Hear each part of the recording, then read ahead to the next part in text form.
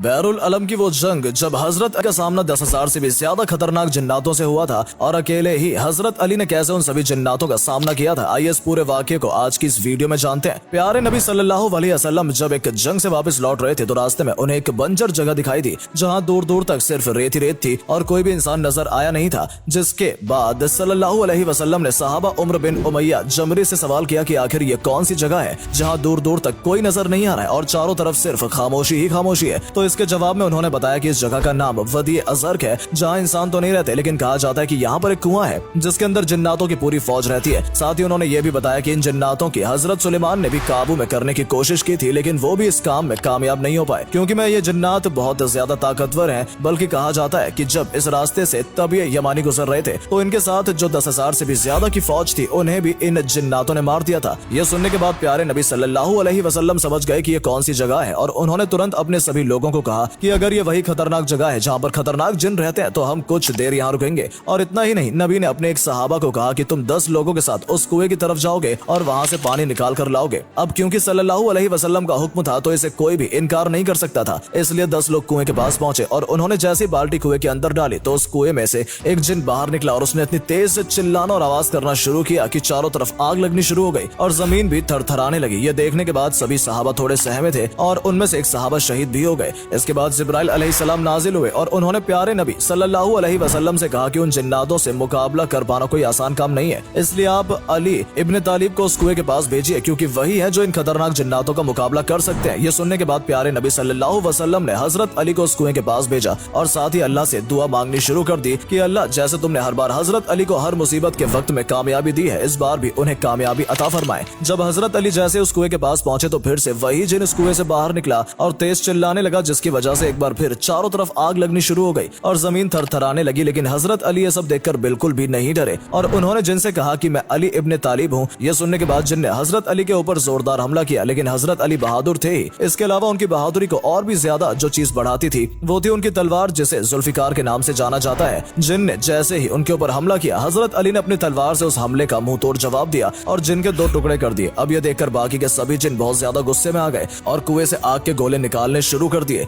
आग इतनी ज्यादा थी कि हजरत अली के लिए कुछ भी देख पाना नामुमकिन हो रहा था, इसलिए उन्होंने कुछ आयतें और दुआ पढ़नी शुरू की जिससे आग धीरे धीरे ठंडी हो गई। और फिर हजरत अली कुएं की तरफ दोबारा बढ़े और पानी निकालने के लिए उन्होंने कुएं में बाल्टी डाली। लेकिन जैसे उन्होंने कुएं में बाल्टी डाली जिन्नातों ने वो बाल्टी कुएं से बाहर फेंक दी। ये देखकर हजरत अली ने कहा कि अगर तुम मुकाबला करना चाहते हो तो मुकाबले के लिए पूरी तरह मैं तैयार हूँ। जिसके बाद कुएं से एक और जिन बाहर निकला और उसने हजरत अली के ऊपर हमला करने की कोशिश की लेकिन हजरत अली भी उन हमले से डरने वाले नहीं थे। उन्होंने इस बार भी जिन के 2 टुकड़े किए और उसे मार गिराया। जिसके बाद उन्होंने कुएं में एक बार फिर बाल्टी डाली और इस बार भी जिन्नातों ने बाल्टी बाहर फेंक दी और ऐसा तकरीबन 3 बार हुआ और फिर आखिरकार हजरत अली ने ठान ली कि इस कुएं से पानी निकालना ही है क्योंकि ये हुक्म प्यारे नबी सल्लल्लाहु अलैहि वसल्लम का था। इसके बाद उन्होंने वहां खड़े एक सहाबा से कहा कि मैं अपनी कमर पर रस्सी बांधता हूँ और रस्सी का छोर तुम्हें जोर से पकड़ना है। और ये कहते हुए हजरत अली कुएं के अंदर चले गए लेकिन इसी बीच जिस रस्सी से हजरत अली ने खुद को बांधा था वो रस्सी टूट गई और अब कुएं में खतरनाक 10,000 से भी ज्यादा जिन्नातों के साथ सिर्फ अकेले हजरत अली ही थे। कुछ देर तक सहाबा ने वहां खड़े होकर हजरत अली का इंतजार किया और फिर उन्हें कुएं के अंदर से चीखने चिल्लाने की आवाजें सुनाई देने लगी। ये सुनकर वहां खड़े सभी लोग काफी परेशान हो गए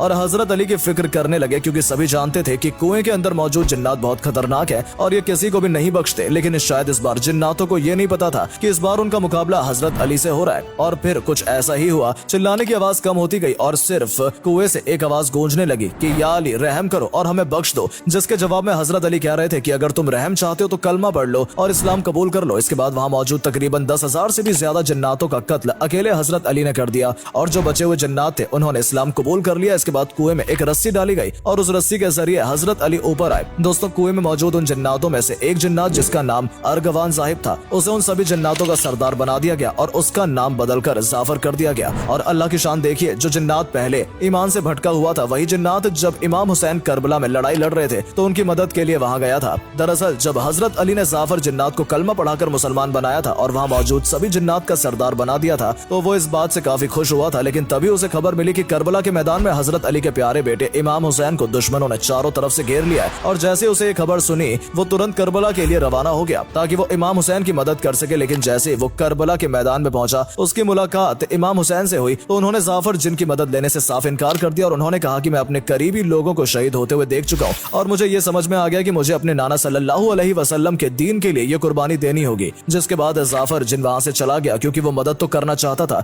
लेकिन दूसरी तरफ वो इमाम हुसैन के दिए हुए हुक्म को भी नहीं टाल सकता था, इसलिए उसे करबला के जंग के मैदान से वापस आना पड़ा। दोस्तों कहा जाता है कि जाफर जिन अपने साथ जिन्नातों की पूरी फौज लेकर गया था और अगर करबला के मैदान में वो भी दुश्मनों का सामना करता तो यकीनन दुश्मनों के लिए उन जिन्नातों को मार पाना आसान नहीं होता। लेकिन इमाम हुसैन ने जाफर जिन से कहा कि मैं तुमसे पूरी तरह राजी हूँ, लेकिन मुझे इस्लाम के लिए ये कुर्बानी देनी ही होगी। तो दोस्तों ये थी हजरत अली की बहादुरी की एक ऐसी कहानी जिसे सुनने के बाद आपको ये तो समझ आ गया होगा कि हजरत अली से सिर्फ दुश्मन इंसान ही नहीं बल्कि जिन्नात भी डरते थे और उनकी बहादुरी और ताकत के आगे इंसान हो या जिन्नात कोई भी टिक नहीं पाता था। इसलिए आज भी जिन्नातों के खिलाफ लड़ी गई बैरुल अलम की इस लड़ाई को याद किया जाता है ताकि हम समझ सकें कि अगर अल्लाह एक बार किसी से राजी हो गया तो बड़े से बड़ा दुश्मन भी उसका कुछ नहीं बिगाड़ सकता, क्योंकि किसी इंसान को ताकत देना या उसकी ताकत को छीन लेना ये दोनों ही काम करने वाला सिर्फ अल्लाह ही होता है। फिलहाल वीडियो में सिर्फ इतना ही। हम उम्मीद करते हैं कि ये वीडियो आपको पसंद आई होगी और अगर वीडियो के जरिए आपको कुछ जानने का मौका मिला हो तो इसे अपने दोस्तों के साथ भी जरूर शेयर करें ताकि उन तक भी ये जरूरी जानकारी पहुंच सके, क्योंकि बहुत से लोगों को इस वाकये के बारे में ज्यादा जानकारी नहीं है। साथ ही साथ अगर आप हमारी इस वीडियो को फेसबुक पर देख रहे हैं तो हमारे फेसबुक पेज को भी जरूर फॉलो करें ताकि ऐसी ही वीडियोस आप तक पहुंचती रहे। धन्यवाद।